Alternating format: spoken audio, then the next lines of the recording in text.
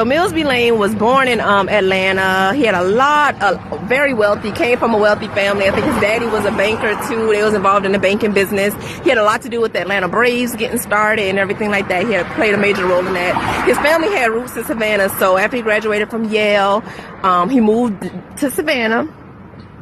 Started some businesses here and everything like that. Really considered a philanthropist, did a lot for the community. But a white guy too. He's a white guy. But I mention that because during our civil rights movement, he played a really instrumental role. So when Hosea Williams was arrested for the voter registration, trying to get black folks to vote, helping black folks to get to vote, he was arrested for 69 days. That was considered the longest that any civil rights leader, not civil rights person, but civil rights leader, had been arrested. And so Black Savannah went full, started burning shit down. So like Sears, Firestone, burned it down to the ground. And I'm gonna tell you what role he played in the next video. All right, so this is Hosea Williams. And I got it from this book out of the Jepson Center. Now, Hosea is, if any of y'all watch Real Housewives of Atlanta, that's Portia granddaddy. So he lived in Savannah for 11 years, working on our civil rights movement. And he was very instrumental in the voter registration drive. So making sure that black people had access to vote.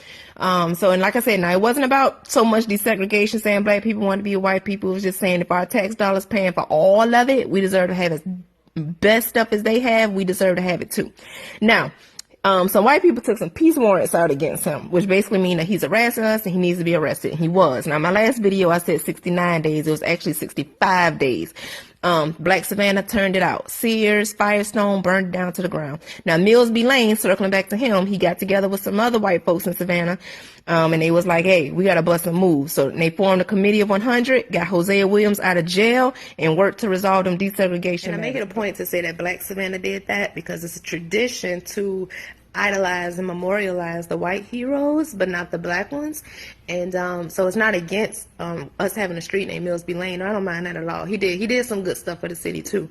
But just the fact that to bring some truth to the light too, because he didn't do that from the kindness of his heart, that whole desegregation and making sure that Hosea Williams got out of jail. He didn't do that from the kindness of his heart. Neither did the other white men that he came together with to form that committee of 100. They did it because they were scared.